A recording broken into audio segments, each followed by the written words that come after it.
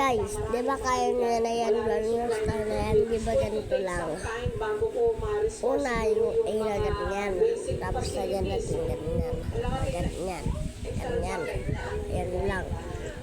Pwede nyo rin siya ituloy ng ganyan. Pwede din ganyan.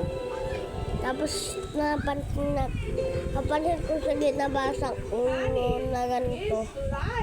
Na ganito. Sa ilan nating mga kababayan sa Pangasinan, sa Benguet at pati na sa Mindanao, purong kanin is lifer. Sa palengking ito, sa Dagupan, Pangasinan, may binurong kanin na dekada-dekada ng sinasadya ng mga namamalengke.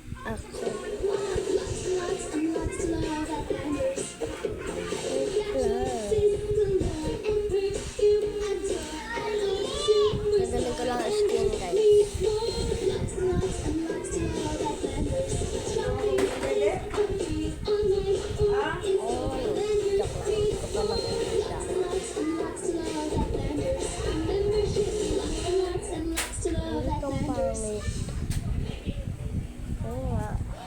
Same na same.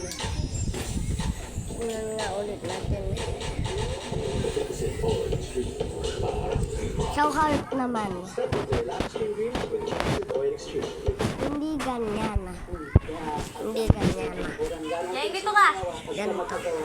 Kailangan nyo yan. Yan. Kiss mo, baby! Kiss mo ko, Geng-Geng! Inilapag mo muna ito sa mesa. At para mabilis din kami, tinutukan niya ng electric fan. Ang pangit. Hindi ganyan pa. Kinong buko, Ano? lugis. Lagi na sa palanggan ng idahon, 24 oras kami ito na. Tinakpan ng dahon ng saging at sako.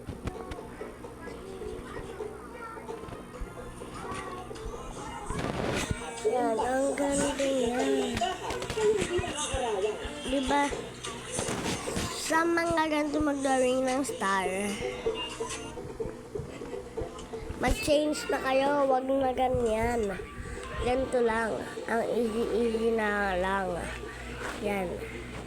Ayan lang. Pasahin mo. Ganito. Ganyan lang. Easy lang. Oh, pwede din diretso. Pwede din diretso. Oh. Tara na. Next part 3. Bye!